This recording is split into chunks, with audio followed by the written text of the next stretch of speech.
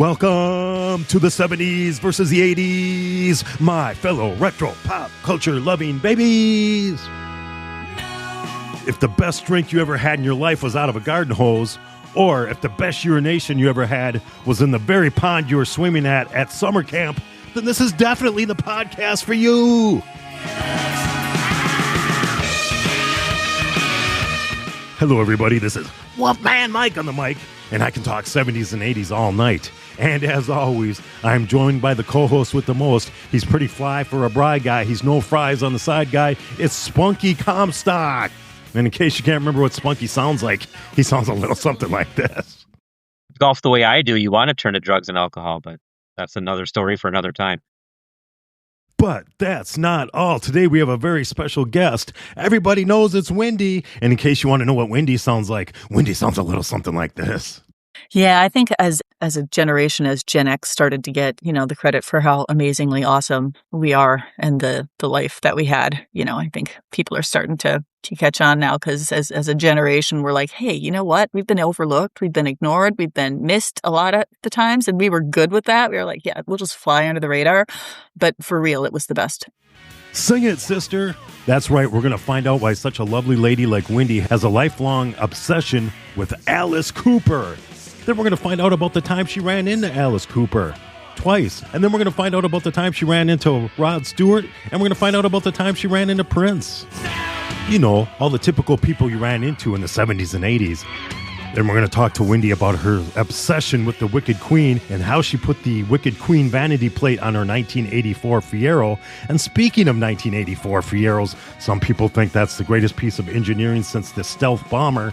And we're going to talk about what they have in common. And then we're going to play a little game of, would you put Bono or Bono in your Fiero? It'll make sense when we get there. So we got a lot of show to get to. So let's get to it. Whoa, that was supposed to sound like the idle setting on a Pontiac Fiero.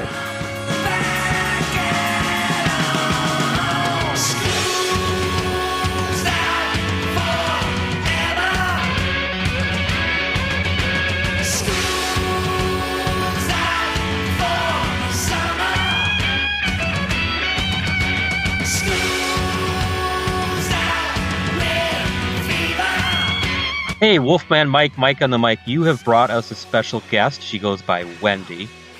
And Wendy, never having met you before, we need to have an icebreaker. It's like, you're not the older sister of someone that was best man in their wedding, and you're not the older sister of someone who was the first person to ever cut my kid's hair. Never have met you before, so we need to have an icebreaker. I didn't work with Mike ever. You didn't work with Mike for years? This is my boss, yeah. All right.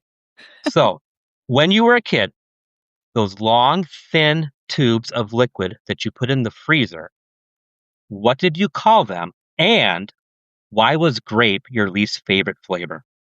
Well, actually, they were Freezy Pops, right? And I like that. Grape tasted like purple.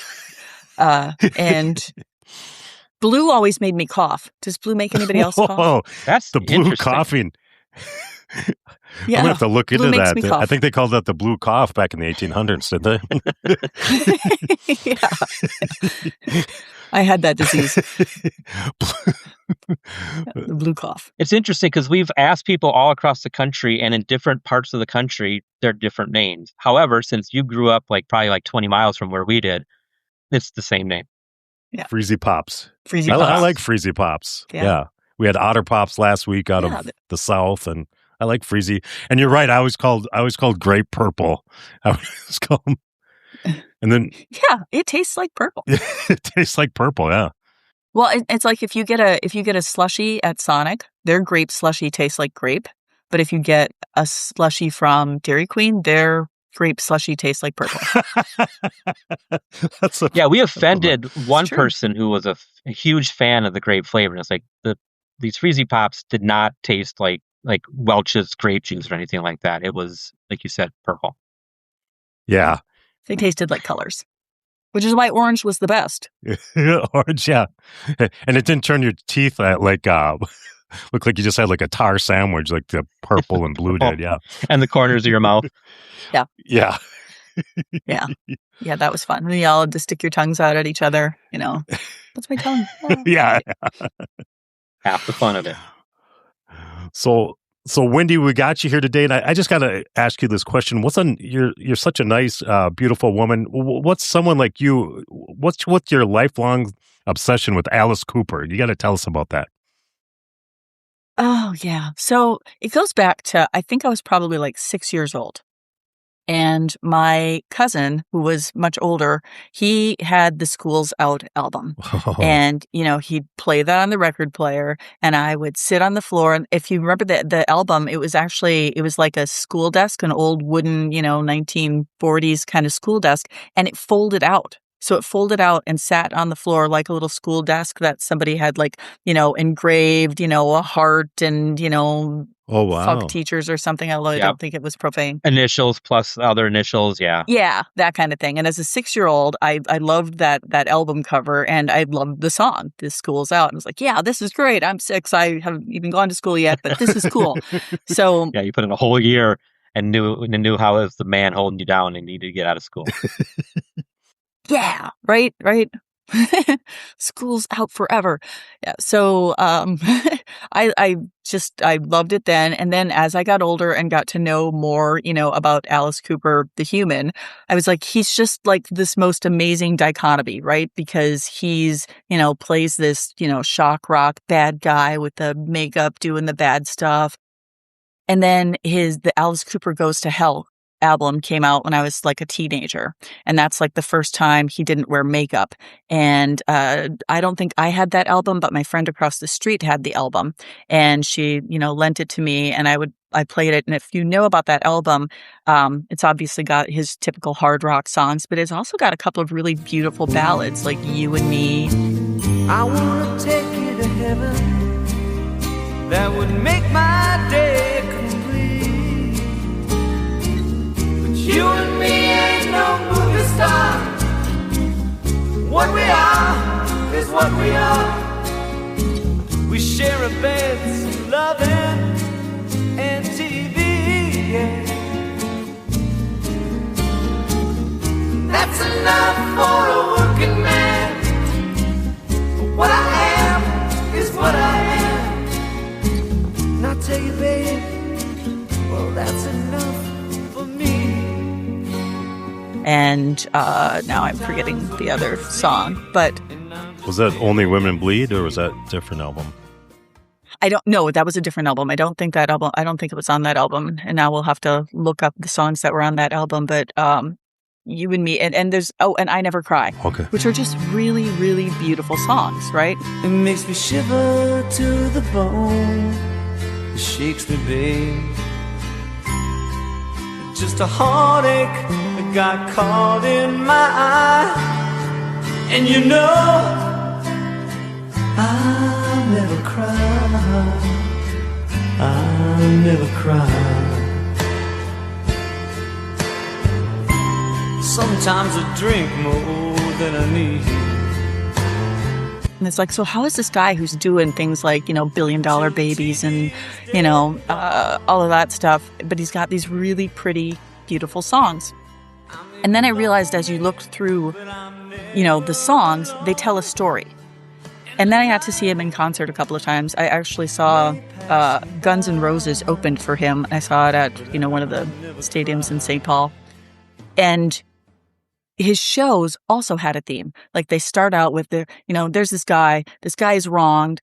The guy, decides to act out. The guy does bad things, and then the guy gets busted, right? And then the guy gets, oftentimes executed. Like a lot of his shows had guillotines and, all kinds, and hangman's gallows, right? So then bad things happen. The guy gets his punishment, and then the guy gets redeemed. And the show kind of ends then with, now he's doing a great thing, and now he's a good guy, now it all ends up well. So all of his albums that I ever saw or looked into, and his shows had that kind of story. So I always thought that was really cool, that there was so much depth to him and his music and his performances. I pulled up the track listing for Alice Cooper Goes to Hell, and he wrote the vast majority of the songs. So side 1 is Go to Hell, You Gotta Dance, I'm the Coolest, Didn't We Meet, and I Never Cry. And then the flip side is Give the kid a break. Guilty. Wake me gently. Wish you were here. I'm always chasing rainbows and going home. And like with the exception of I Never Cry and I'm Always Chasing Rainbows, he wrote all of those. I appreciate it's like he's the hard rock singer songwriter when the artist writes their own songs too, because then they come across as more genuine and personal as opposed to someone that's just really good at interpreting somebody else's words. Yeah, and there's always a redemption story, like No More Mr. Nice Guy. That's part of his, here's this guy, something happens, he goes bad, he acts out, then he gets caught, then he gets punished, and then he sees the light, and then he's redeemed. Yeah. So, yeah. That's my approach to road rage too, but yeah. You can see he was like a big influence on like Meatloaf and King Diamond, they were saying. I mean, because those guys all tried to go into big operatic stories too.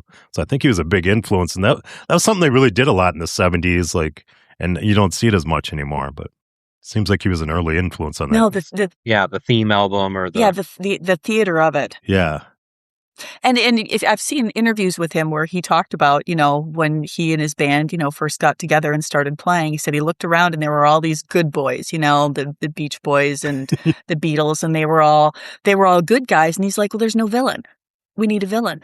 And that's why he decided to, create this villain character. Everything is better with the villain. You need that dichotomy. You need to have the good against the evil. So you have to have, we'll get into that. So that's why you have to have in wrestling, you have the pretty boys and the heels. And in racing, we just talked about Kyle Busch passing, and he was, the villain everyone loved to cheer against. And, in music, too, it's like your parents don't want you listening necessarily to Alice Cooper when you were 6 years old, but sometimes you got to go to that other side. And then they're saying, Welcome to My Nightmare is 1975 was kind of like a first horror concept album. I mean, was anybody doing horror? I don't think of horror as being a concept for rock and roll until Alice Cooper jumps into it. Yeah. Right. And then you had people like, Ozzy Osbourne, Black Sabbath, all these other, groups I think kind of followed that. And they were like, hey, there's this guy getting successful with all of this stuff. Let's rock and roll and hit it like that too. Yeah, someone's got to be the first, right? Break the ice and then let everyone else it actually works. We can dip our toe in that now. Yeah, I even got mad when Britney Spears had the giant snake around her neck, and I was like, oh, who's that copying? Right. Exactly. So now, don't you have like a story? Didn't you eventually like run into Alice Cooper in real life there, Wendy? Yeah. Well, so first off, you should know that, because this becomes important in the story, that he was, in town, doing a show one time and was on the radio, and you could like call in and win something. And so it was probably, KQ 92 or something. And I called in and won a CD. I didn't bring it with me to Minnesota, so I can't remember exactly which one it is now. Poison, maybe. Anyway, but I won an autographed CD. So I had his autograph. I had T-shirts from going to his shows and all of that. And then I worked for National Car Rental, and I worked at the headquarters in Minneapolis, and they wanted us to go out at least a couple times a year and rent and return cars in our locations so that we would stay in touch with, what it was like to work in the field and the customer experience. And Las Vegas was one of the markets that I supported. So I was sent to Las Vegas to rent and return cars. So, they gave me a name badge and everything. And I'm, at the counter, renting a car to this, more senior couple. And as I'm finishing up the transaction with them, giving them their keys, telling them where to go and get their car, I see Alice Cooper and his wife are in line. They're coming in line. They're coming up to the counter. They're going to rent a car from us. And I almost kind of start hyperventilating because I'm like, oh my gosh, here he comes. And I wasn't finished with my customer. So the other rental agent, as I'm saying goodbye to them, she helps him and he walks up to the counter and he goes, yeah, got a reservation, last name Cooper, first name Alice. At that point, my customers turn and I'm like, oh my gosh, yes, you are. I'm such a fan. And I just gushed. Like, I don't even remember what I said, but I remember gushing. I remember he talked to me because I remember him like looking at my name badge and using my name and saying like, yeah, Wendy, well, thank you. Nice to meet you. And I was like, he used my name. It was just, but here's the worst part. The rental agent goes, oh, you're such a big fan. You should get his autograph. My response was, no, I already have it. So that's what I said to him. Oh, wow.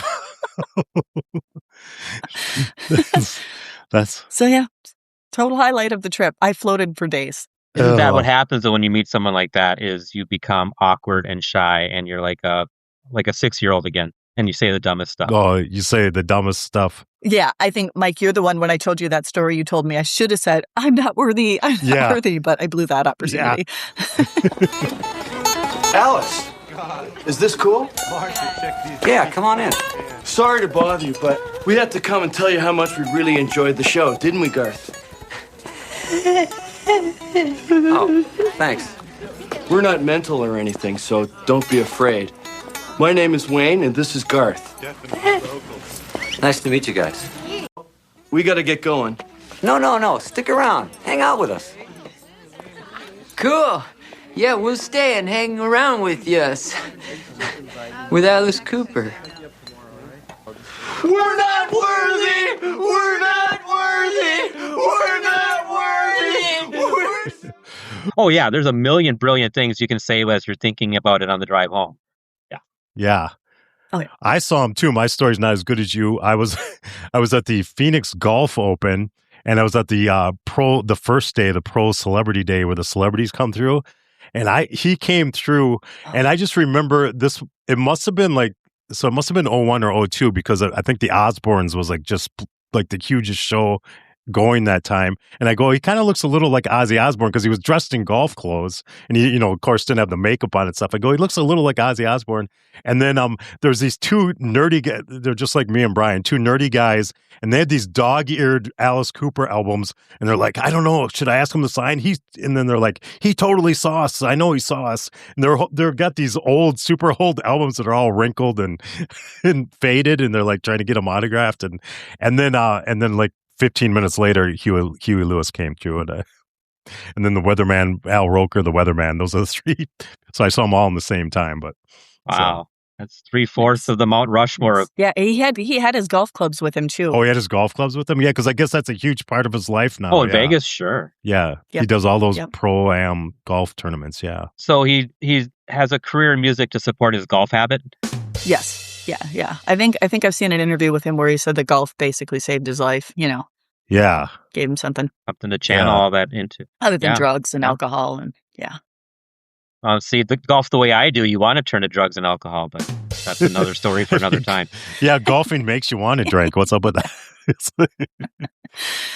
I think he was a better golfer. That's why he plays well. these pro-am tournaments. All right. So he's a better musician than us, Mike, and he's also a better golfer than us, Mike. That figures. You say that about a lot of people, though. Oh, yeah.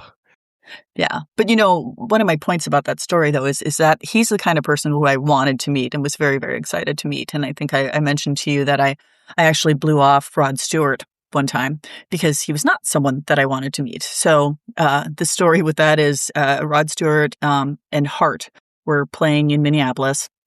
And my husband at the time had gotten front row tickets. So we had front row tickets, Hart and Rod Stewart. And I think Hart opened for Rod Stewart because this was, late 80s and he was a little bigger at that time. And it would happen to be the day that I got my braces on because I got braces as an adult. So I wasn't feeling particularly happy, and I remember I went to the concert. I had this black leather trench coat and that's what I was wearing. So I'm wearing this leather trench coat, standing in the front row, kind of feeling like shit and not really into Rod Stewart, except they were front row tickets. Otherwise, I probably wouldn't have even gone, right? So the show's going on and he comes out to do this one song and he's got a leather jacket on and he's kind of walking up, singing to the crowd. He comes up in front of me and he reaches out his hand to pull me up on stage. Wow. And I just go, no, I'm not going to do it. And everybody's like, shouting. They're like, he wants you to go on stage. He wants you to go on stage. I'm like, I don't want to go on stage because I'm not a really big fan. What am I going to do? Get up and shake his hand? I'm sure he expects somebody to get up and hug him and fawn over him or something. I'd have just been like, yeah, thanks. Nice. I'm like, no, you should choose somebody else. He goes up and down the stage and comes back to me a second time. And he's like, come on. And I'm like, no, thank you. He's still singing and he just kind of shrugs like, all right, fine. Exactly what they're thinking. If you want my body and you think I'm sexy, come on, sugar, let me know. If you really need me, just reach out and touch me. Come on, honey, tell me so. And it's a good thing I didn't go on stage because he goes down and he pulls up another girl on stage And after he pulls her up, like the whole section just like empties out of these girls and they all mob him on the stage. He ends up having to run down. He jumps up onto the speakers, and then his crew like comes out, grabs all these girls and just like ushers them off the backstage. And we never saw them again. So I'm like, thank God I didn't go on. I'd have been out in an alley somewhere like, help. Wow. It sounds like you could have been like Courtney Cox on the Bruce Springsteen Dancing in the Dark video there, Wendy. You could have been dancing with the... And I think that's what he wanted because I had the leather jacket on, matching his leather jacket, the two of us. And I was just like, no. If your older cousin had brought you a Faces album instead of an Alice Cooper album, that story could have turned out a whole lot different. Yeah. Yeah, you could have been like wife number 6 or whatever. Just kidding. No, I'm not blonde, though. So are they all blonde? You gotta be blonde. I know he took a picture with all of them, right, for a Christmas card or something. Wow. Yeah, they're all blonde. Wow. Yeah. And then what about, now I heard you had like a little literal run-in with Prince. Is that true? Is that a story? Yeah, well, if you're from Minnesota, don't we all have a Prince story at some point? But so this was kind of after Purple Rain, when he was around but not around a lot. Chick was his bodyguard, and this is when he was kind of launching Maserati, if you remember that. Minneapolis band, they had 100 miles an hour was kind of their big thing, and I have it on vinyl. And I was at First Avenue to see the Maserati show. And I was standing on the floor, and all of a sudden I just get, run into, and next thing I know, Chick picks me up and sets me aside. And then he was gone, just like that. So I wouldn't have probably even kind of known it was him, except for the bodyguard picking me up and moving me. And I saw him as he disappeared. So he ran into me. After he died, a friend of mine from St. Louis, we were here, and she wanted to go to Paisley Park. And I'm like, oh, all right, that's fine. We'll go to Paisley Park. So we're at Paisley Park, and if you've been there, they've got a lot of his, clothing kind of on, mannequin forms around. And I remember looking at it and going, no, that's not right, because it seemed too tall, right? I was like, no, because I was much taller. He hit me right here. And then I remembered, I was wearing high-heeled boots. So I got up on my toes and I was like, nope, yep, that's right. Oh, wow. Wow. That's why you would have hit me right here. Yeah. Wow. So there you go. Everybody's got one. Everybody's got a Prince story. Yeah, that's kind of like I've told mine on here where I ended up eating a burrito in the dark with smothered in cocktail sauce. But he put the same thing. My ex-wife, she was in a chair and he kind of pushed her out of it to walk through it. We didn't even know he was there. And all of a sudden he's, whoa. And that was in Glam Slam. But yeah. So, our longtime listeners will not be surprised to know that I don't have a cool Prince story, because that's just the type of person I am, even though I'm a lifelong Minnesota resident. Oh, come on, Brian. Sorry. Jason Sundberg, that we went to high school with, had worked out at Paisley Park for Prince, but I don't have any close cool stories. You have all the cool stories, Mike, and now we're finding out Wendy has a lot of cool stories. I have no cool stories. Well, it was the 80s. A lot of cool stuff happened. Yeah, out in coats. Somebody should do a podcast about the 80s. No, just kidding. Yeah. Gen X, it's all good. It's all good.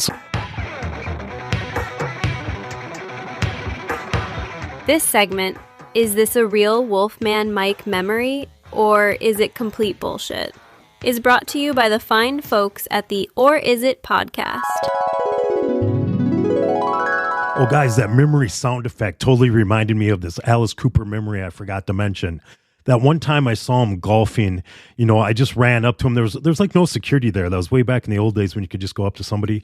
And I just ran up to him and I go, Alice. And I pulled out my Sony Walkman and I go, can I interview you for a podcast? And he goes, a podcast? What's that? And I go, oh, it hasn't been invented yet, but in a couple of years, you'll be able to go on iTunes and it take you 7 minutes to download Ricky Gervais insulting people for an hour. It's kind of like a radio show, except a lot lower production. And he goes, okay, whatever. That sounds good. I go, okay, I just wanted to interview you. So I've been following you for the last couple holes, and every time you hit the golf ball, it slices terribly to the right. You just keep slicing and slicing to the right. But now you come to this hole and you're hitting everything straight as an arrow. Let me ask you, what has changed? Slice.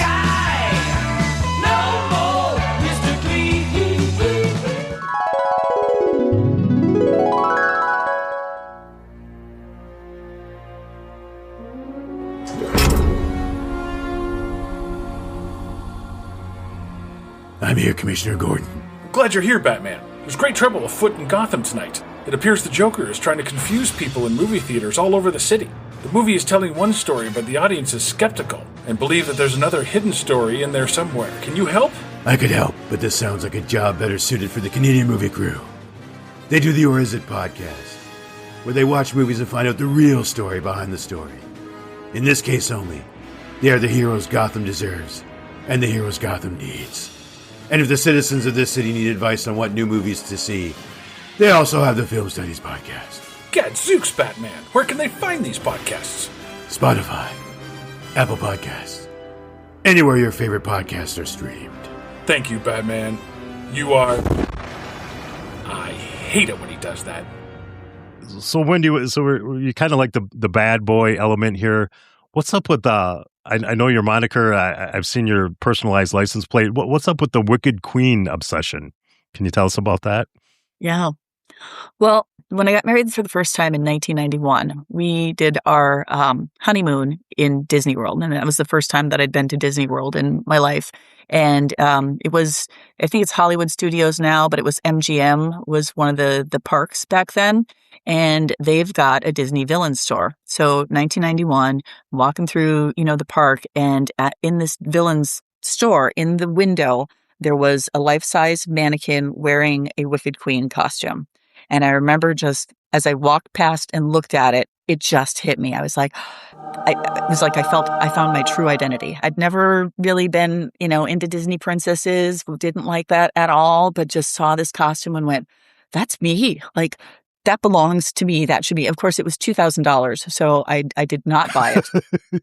But I came back home and I ended up getting just a little figurine or something because I was like, I need this. I need to embrace this. And so I came home, and at the Renaissance Festival, I found you can buy period clothing there.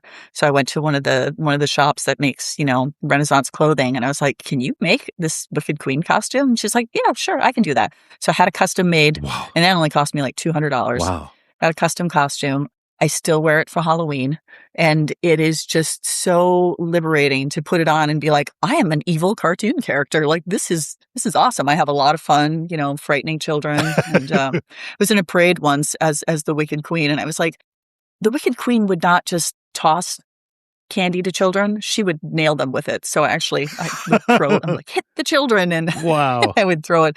And now that parade doesn't throw candy to kids anymore. So I kind of ruined it for everybody. But yeah. And so then over the years, I've just collected. I've got, I've got a replica mirror. I've got statues, figurines, dolls, puzzles. People have given me makeup. I've got a tattoo. I've got the Wicked Queen tattoo here, and I've got the poison apple on my shoulder. Wow. My license plates on my Jeep are WQDQEEN on my Jeep, and my motorcycle is WQEEN. Wow. So, yeah. And that's pretty cool until like your house, Kevin's driving it. I heard he's going to drive. Yeah. He finds that when I had the Fiero, that's when I first got the personalized plates. Yeah. I had to transfer it to my Jeep when I had to let my Fiero go. And he just could not drive that Fiero with the Wicked Queen plates. And one time I suggested I needed to give him a ride home or something. I'm like, do you want to ride on the back of my motorcycle? He's like, no, he couldn't do it. Yeah, I'd rather walk. Not gonna do it. Rather walk. Yeah. I did not know that obsession came from your honeymoon trip to Disney MGM Studios. Yeah, I didn't know. We went there. I went there on my honeymoon too in '95. So, but my wife did not get into the Wicked Queen. No. I don't know that it speaks to everybody, but it just feels like that's who I really am. Wow. Yeah, because I know a lot of little girls get into the Disney princesses, and then it's just so funny that you get into the Wicked Queen. They have their favorite, like my daughter's is Aurora. Yeah. Well, I always kind of felt like, the princesses, were just waiting to be rescued. And I was like, nobody's rescuing me. I want to be the bad guy. And if you've seen, that original Snow White movie, when she sings, oh, it's horrible. It's the worst sound. She's got this high-pitched, horrible, who can anybody like Snow White? She's awful. We are standing by a wish into the well. That's all you have to do. And if you hear it echoing, your wish will soon come true. I'm wishing. And the Wicked Queen, a little bit of trivia, her first name is actually Grimhilda. Grimhilda. I like that. She has a name. She has a name. Yeah. I like that. Yeah. Goes along with Broomhilda. And it's not the same. Yeah. From the old cartoon. You remember Chris Kimmel made me a crown because my original crown for my costume, because that was the one thing the woman that made the costume for me, she couldn't do the crown. And I actually had made one out of cardboard and covered it in gold foil. Okay. But it was kind of light. So if I wore it outside, it would tend to want to blow off because it wasn't very heavy. So a friend of ours did metalworking. And so he made me one out of brass. So. Oh, that's awesome. Fantastic. Yeah, I've seen that costume in pictures and it's pretty amazing. It's pretty amazing. The Hood Rat Recap Podcast. We started a podcast about the best bar band in the land, man. Pound for pound, Hold Steady is probably the most consistent live band that you could catch. 30 seconds into seeing it, I burst into tears. God's honest truth. And I was like, I don't know who they are, but they're now my band. It was a really weird, almost religious thing. If there's one thing about this band, it brings people together, and it doesn't matter where it is. It seems like the unified scene always finds a way to have a good time. This unified scene, it's something different. It's all I can say is magic. That was an electric night. There was something in the air. I feel like that was the show. The only podcast I listen to. And us guys and all you guys and gals, we are all the Hood Rat Recap.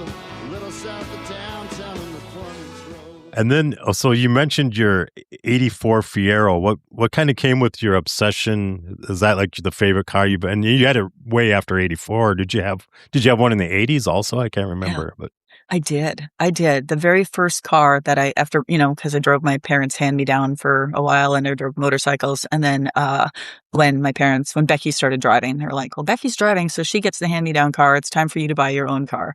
So, and I didn't want to, and they were like, let's go look at this Buick Skylark. And I was like, that sounds not a Skylark. And went to a Pontiac dealer and saw a 1984 Pontiac SE. It was black. The SE in that model year had the drop front, and it was a 6-cylinder, and it was so much fun to drive. Loved that car. Plastic though. So, ended up, wintertime, I was in the ditch a lot. Sometimes it was just because the snow was even too deep and I was just like plowing through it. It did have, the rear engine though. So it was rear wheel drive, but the engine was in the rear. So that helped a little bit, but traction. Not a great winter car. You don't have much weight on the steering then, so it pushes into the snow banks. No, but it was effectively a stealth car. So, my first husband worked for Honeywell Defense Systems, and I remember sitting, around with a bunch of the Honeywell engineers, talking with them about I don't get the only speeding ticket, because before I got the Fiero, I used to get speeding tickets all the time. I got 2 in one day once. That was fun, because I liked to drive. I used to drive race cars too, right? So I've got the race car card. I can. Yep. I can drive fast. You'd be a getaway driver. Yeah. Oh yeah, for sure. So. But once I got the Fiero, the only time I got a speeding ticket was I was racing a guy, and the cops pulled us both over, and they were like, "We didn't get you on radar, but we got him, and you were winning." So I got the I got the ticket for winning in that race. So I was talking with the Honeywell engineers. I'm like, I never get speeding tickets in this car, and I drive it fast all the time. And they were like, with the plastic and the body panels, they were like, really, the only way we think the radar could maybe pick you up is if the cop was directly behind you and the ground was level. Because if there was any kind of slope at all, the radar would just bounce off the plastic. So, yeah, it was a stealth car. So I might have had something to do with the stealth bomber. The stealth bomber developed right from that Fiero technology. Pontiac Fiero. Yeah, Pontiac Fiero. That's my theory. The things we find out when we dig deep. Yeah. So that car, rack and pinion steering, when you would go around corners and give it gas, it would suck down to the ground. It was just so much fun to drive. Wow. So, yeah, but low center of gravity. Mm-hmm. Yeah. So I did eventually, my first husband kind of said, we better trade it in. And I always missed it. It always broke my heart. And then at Park Chrysler Jeep, when I was working there, somebody one day was like, hey, there's a guy out here and he wants to trade in this 84 Fiero. It's like, take it, buy it, I'll buy it, just get it. And it was in such good shape, and it had been a one owner car, garage kept the whole time. Wow. It was red. And so I ended up buying that one, and I had it for a couple of years until I moved to St. Louis and couldn't take it with me. So sad. Still miss it. You had the Wicked Queen personalized plates on it. Looked pretty badass. Yeah. Yeah. That's when I first got the personalized plates, was for that car. Oh, wow. But in the state of Minnesota, you get to keep him. You get to keep your plates. So when I traded in the car, the plates stay with the owner. Oh. In case you didn't know that. Yeah. That's a good deal. I'm too cheap to get a personalized plate. And also probably too boring. I don't have anything that I put on there, so. Well, you could get Spunky. Spunky. That's the porn name, right? Our first pet was Spunky. And the Comstock was the street I grew up in Coates. And we had one listener when Brian he guessed it on another show, and another listener changed a few of the vowels around and made kind of a name we can't repeat on the show. He changed it. I almost changed it when we did the McDonald's episode, because in Belgium there is a McDonald's sandwich called the Maestro Spicy Santiago, and it's like, I should change my podcasting name to that. That is a great name. It really is. Too long for a license plate, though. It is. Okay, so Wendy, Brian gave you that awesome icebreaker question earlier. So I got a fun little question we like to play. It's a little game, and there's no wrong answers. So, we're talking about Fieros. Last time we did the Honda CRX, because, the Fiero's a two-seater, right? And it's a pretty small car. You can't fit a lot in there. So, okay, so I'm going to give you a scenario. You're cozy in a Pontiac Fiero. Yeah, you're very cozy. It's very small in there. So I'm going to give you a little scenario here. And so here's the scenario. For reasons we can't explain, you have to drive across the country in a Pontiac Fiero. And you remember when you sold cars, somebody would always leave like a cassette tape or a CD, and it would always be kind of awful. Like, you're like, who listens to this? So this one, the only cassette tape you can listen to is the Eagles' greatest hits. So it's, I don't know how you feel about the Eagles, but that's you got to listen to that all the way across the country. Could be worse. You got two guys, and you only have room, so you got to take one of them for you. So one of them is Sonny Bono, and the other one is Bono from U2, and you got to drive all the way across the country. Bono, he's got to get across. He's got to get over to California, because he's got to save like the black-tailed ferret. It's getting extinct, and he's got to go over there, give a benefit concert. And then Sonny Bono's got to get there. He's got to file his tax returns, because he just recently got divorced. He's got to, before he gets tax evasion, he's got to sign him over. So you got to drive one of these all the way across the country, listen to the Eagles' greatest hits with one of these two men. Who are you taking with you? And again, there's no wrong answer. So the question is Bono or Bono, right? Let me say that again. That's hard to say. Bono or Bono? Which one? Bono or Bono? I don't think that Sonny Bono was a very nice guy, and I think Bono would have tons of great stories and could sing along with the Eagles, probably in a voice I'd rather hear. So yeah, it's going to be Bono. Oh, that is a valid point. That's a valid point. Unfortunately, I told you there's no wrong answers, but I'm going to have to give you that. You got that wrong, Wendy, because let me tell you why. Okay. Bono. See, the thing is, you'd be listening to Desperado, and then Bono's going to say something. Every time we play this song, 8 people starved to death in Africa, and you're like, oh, now we can't listen to that song anymore. We can't be. It's going to be a little too depressing. And then he's wearing those dark glasses, so he can't he can't drive at night because he's got those dark glasses on. Or maybe he'd wear his little cool yellow racquetball glasses that he wears sometimes. Then he might be able to drive for 20 minutes at dusk, whenever you're supposed to. Where do you wear those yellow sunglasses? Is at dusk for like 20 minutes? That's the only time you can wear them. So he could drive then, but I don't know. All right. I see your point. Don't you think he'd smell like clove cigarettes? Where I think like Sonny would smell like whiskey and whiskey Marlboros and Bad Decisions. So he might smell better. I don't know, but yeah. And of course, Sonny would want to strap his skis to the roof, and I don't know how that wouldn't fit very good on the Fiero. So you might have a good point there, but I would not let him do that to the Fiero. No, it would wreck up the aerodynamics totally. Yeah. Yeah, it would. And there's no room in the trunk. There's no room in the trunk. No. Yeah. It sounds like you're making a case for Bono again. Yeah, maybe I'm coming back around on it. Maybe. And I come to the conclusion there's no wrong answer and there's no right answer. There's no right answer is what it sounds like, yeah. Yeah, I think so. It's awesome. Don't you draw the queen of diamonds, boy. She'll beat you if she's able.